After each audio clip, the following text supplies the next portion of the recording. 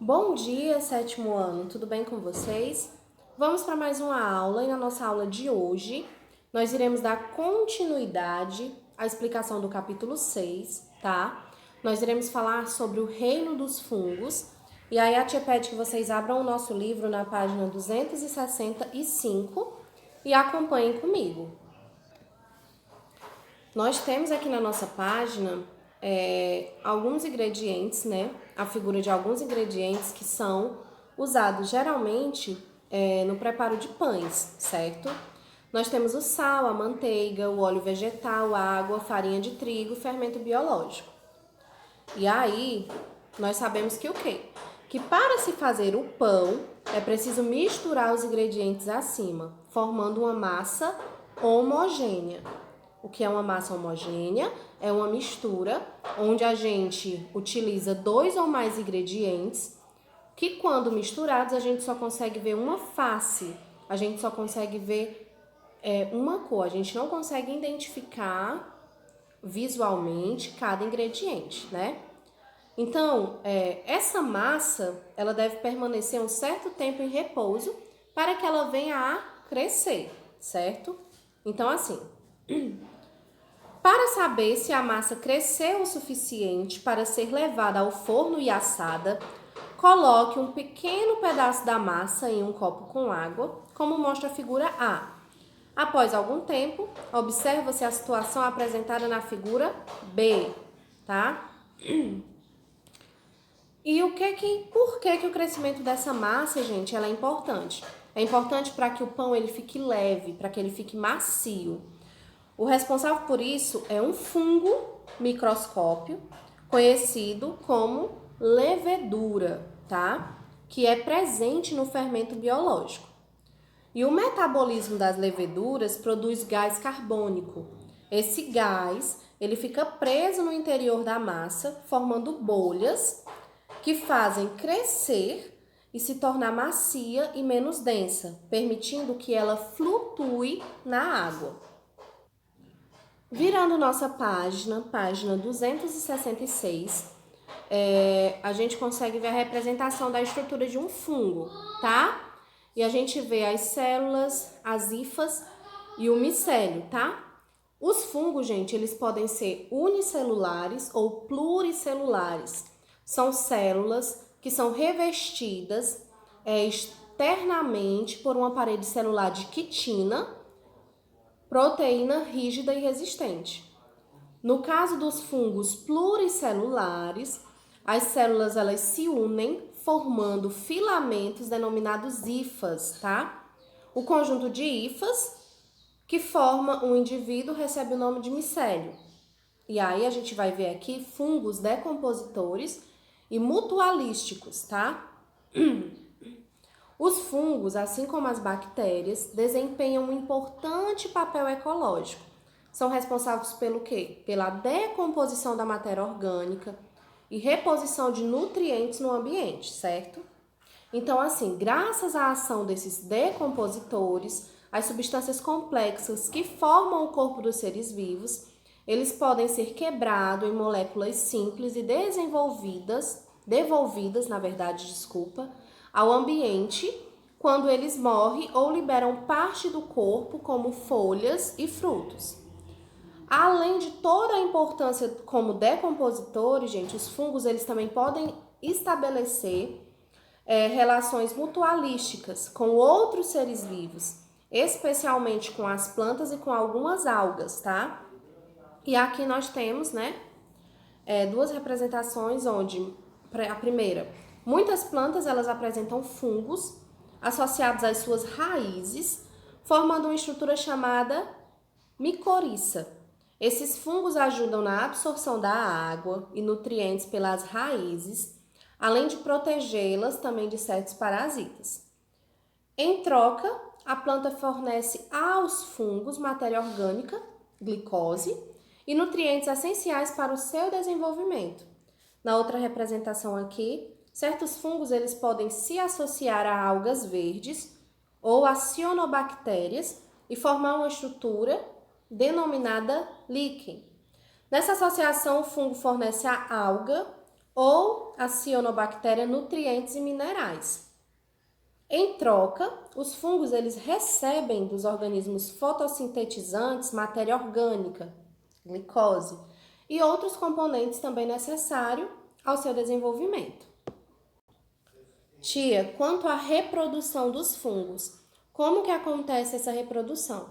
Bom, a presença de fungo nos mais diversos ambientes deve-se, em parte, à sua capacidade de dispersão, tá? Então, em geral, a principal estrutura de reprodução dos fungos são os esporos, produzidos em grande quantidade por células específicas. Os esporos, eles podem ser facilmente transportados pelo ar e depositam-se sobre a superfície e objetos, alcançando assim diversos ambientes. Ao encontrar, gente, condições adequadas de temperatura, umidade e nutrientes, o esporo ele germina, dando origem a uma nova ínfa que formará um novo indivíduo. Os fungos, eles podem se reproduzir assexuada ou sexuadamente, tá? E aí a tia pede que vocês acompanhem comigo na página 267, onde nós temos a representação da reprodução assexuada em fungos pluricelulares. Então, vamos aqui observar. Nos baseando pela numeração, a numeração 1. Células específicas das ínfas desenvolvem estruturas produtoras de esporos sem precisar unir-se a outro indivíduo. 2. Os esporos produzidos são liberados no ambiente. 3. Ao encontrar um local adequado, os esporos eles formam ínfas e um novo micélio. E aí agora a gente vai ver como que acontece a reprodução sexuada dos fungos pluricelulares, tá? Acompanhando o esquema, a tia virou a página 268, tá? Vamos seguir aqui 1. Ínfas de indivíduos diferentes se encontram e se fundem. No 2, a união dessas ínfas, gente, gera uma estrutura formadora de esporos que, em alguns casos, desenvolve-se no que chamamos de cogumelo. Em outros casos, como no bolor do pão, tais estruturas são muito pequenas, quase microscópicas, tá? 3. Os esporos produzidos são liberados no ambiente. E 4. Ao encontrar um local adequado, os esporos eles formam ínfas e aí um novo micélio. E aí a tia também vai falar para vocês sobre os vírus, tá? E o que é esses vírus? Vocês já ouviram falar em vírus? E sabe como são esses vírus? Ultimamente a gente está passando uma pandemia onde nós temos aí o coronavírus, né? Covid-19. Então, a gente sempre vê falar sobre esse vírus. Vamos entender melhor o que é um vírus, tá? E como que ele age. Nós temos aqui, página 269, uma ilustração aqui de folhas de tabaco, né?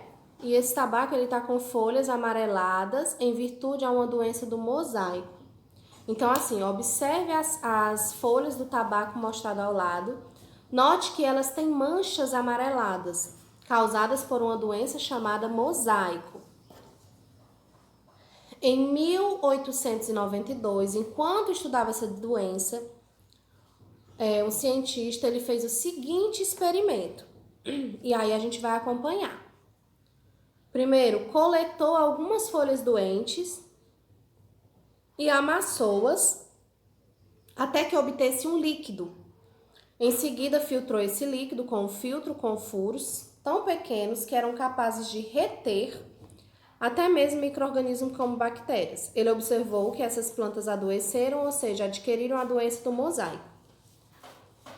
Depois de toda essa pesquisa, esse cientista ele veio a influenciar outros cientistas que concluíram que diversas doenças eram causadas por agentes infectuosos menores do que as bactérias até então conhecidas.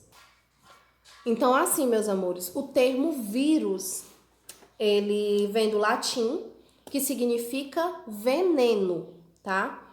e começou a ser utilizado por volta de 1930. Ele referia a teoria do cientista holandês, que propôs que o agente causador da doença não era um ser vivo, mas um tipo de fluido não filtrável, tá? Então, em 1935,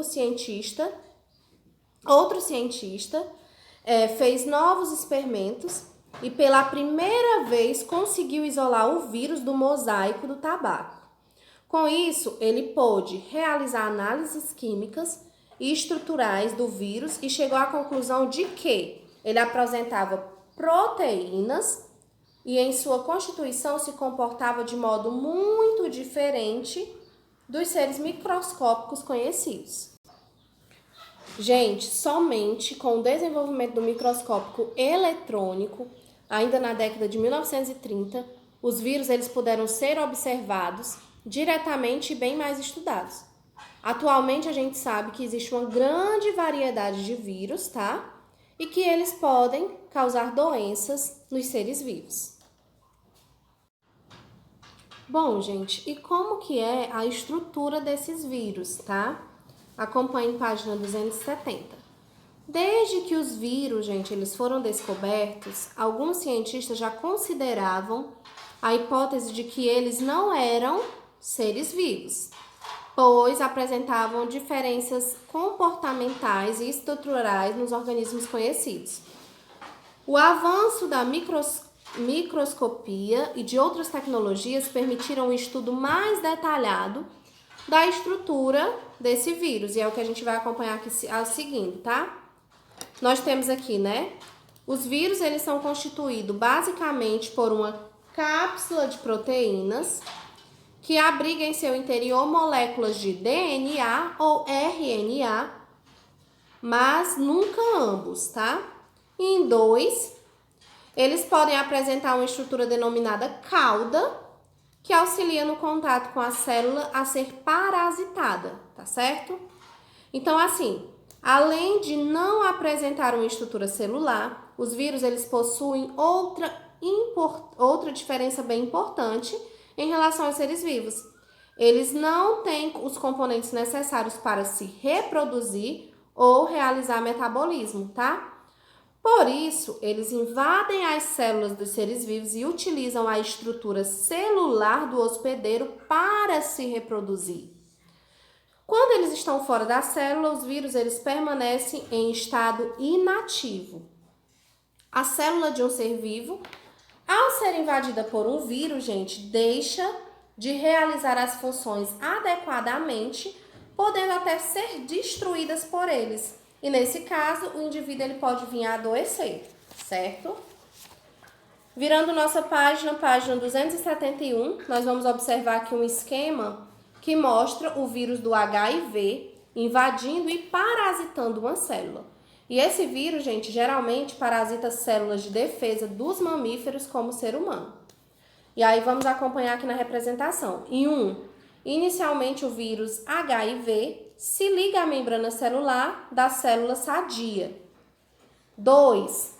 Em seguida, a molécula de RNA do vírus penetra no interior da célula. 3. Novas moléculas de RNA e proteínas que compõem o vírus são produzidas. 4. Novos vírus são formados no interior da célula hospedeira. E 5. Posteriormente, os vírus eles são liberados e poderão invadir outras células repetindo esse processo, tá? Então, assim acontece o esquema de quando um vírus ele parasita uma célula de defesa, certo? Então, gente, nós vimos aqui, né, como que acontece o reino dos fungos e estudamos o que é um vírus e como acontece, certo? Então, a tia quer deixar para vocês agora a atividadezinha da página 277 e 278. Vocês vão responder essa atividade, vão me enviar. Na nossa próxima aula, nós estaremos corrigindo e dando início ao novo conteúdo, tá certo? Então, essa foi a nossa aula de hoje. Um grande beijo para vocês e bons estudos. Até a nossa próxima aula.